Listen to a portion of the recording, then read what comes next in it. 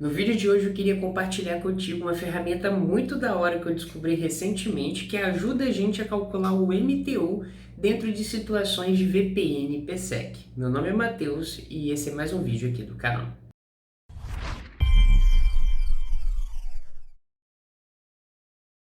Bom, galera, eu queria compartilhar uma dica para vocês aqui de uma calculadora num site da Cisco que ajuda a gente basicamente a definir o tamanho do MTU necessário para passar um pacote via, por exemplo, VPN, IPsec e até mesmo em cenários de GRE.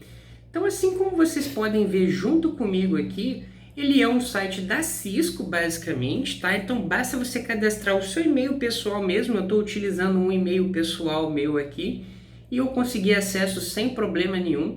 Então, eu descobri esse site, eu vou deixar ele aqui na descrição desse vídeo para você também fazer esse acesso junto comigo e ver que da hora as informações que contém nele.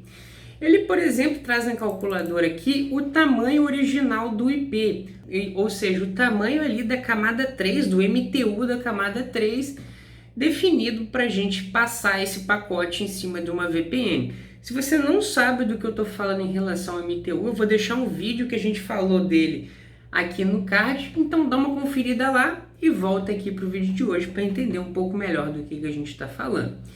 Então, por exemplo, eu estou simulando um pacote aí IP com MTU de 100. Você pode ver que nas condições que a gente setou aqui da calculadora, eu vou precisar de um tamanho de pacote necessário de 156 bytes.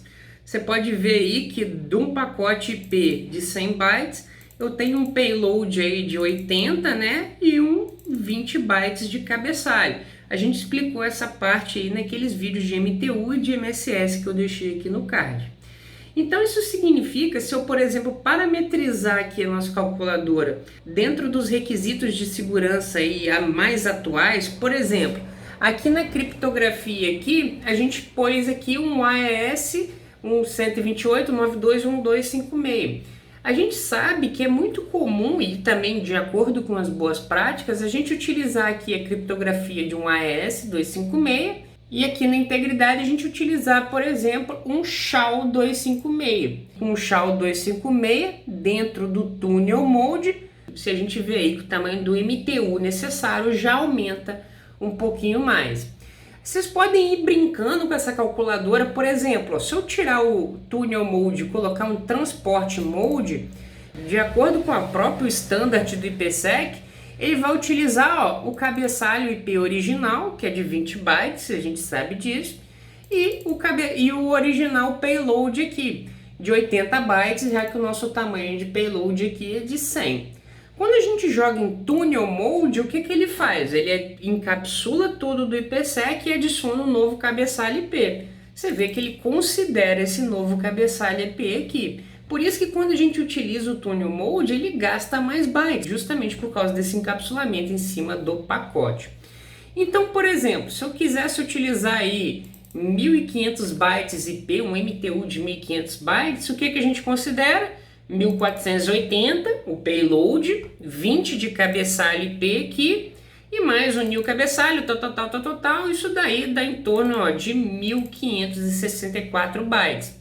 Então isso significa que para eu encapsular um pacote IP de 1500 bytes, eu precisaria de pelo menos um MTU de 1464. E isso a gente está considerando apenas um IPsec. A gente sabe que existem muitos cenários que a gente tem, por exemplo, um GRE em cima de um IPsec. Tanto que se você for fechar um GRE pela internet, é recomendável você utilizar em conjunto com o IPsec, porque o GRE ele não oferece uma criptografia. Então a gente adicionando aqui também um GRE e com um Tunnel Key, por exemplo, mas vamos considerar só um GRE por enquanto. Considerando para o GRE, ele já sobe para 1596. Se eu botar um Tunnel Key aqui, ele não aumentou, mas se eu botar um NAT, ele já vai para 1604. Então, dentro de um pior cenário, vamos falar assim, um pior cenário com mais carga, né? Utilizando GRE, Tunnel Key, NAT, esses parâmetros de criptografia aqui, eu precisaria de um MTU de 1604. E como a gente sabe que geralmente os MTUs das redes estão em torno ali de 1.500, vocês veem que a gente entra naqueles cenários de fragmentação, problemas de MSS, tanto que aqui ó, o cabeçalho original está 1480 ainda. Então a gente tem que desconsiderar mais 20 ali do cabeçalho de TCP para a gente calcular o MSS e a gente vê que a gente pode ter problema dentro desses cenários.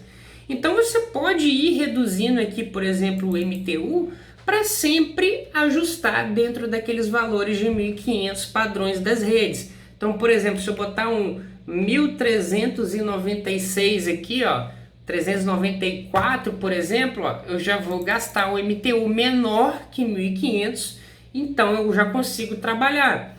E o ajuste de MSS, como que ficaria, por exemplo? Ó, o ajuste de MSS, ó, eu teria que pegar aqui o original payload menos 20, daria 1350. Você vê que existem muitas documentações, se você procurar por aí, existem bastante documentações, principalmente quando falam de VPN e Firewall, vocês encontrarem um valor mágico ali em torno de 1350 MSS.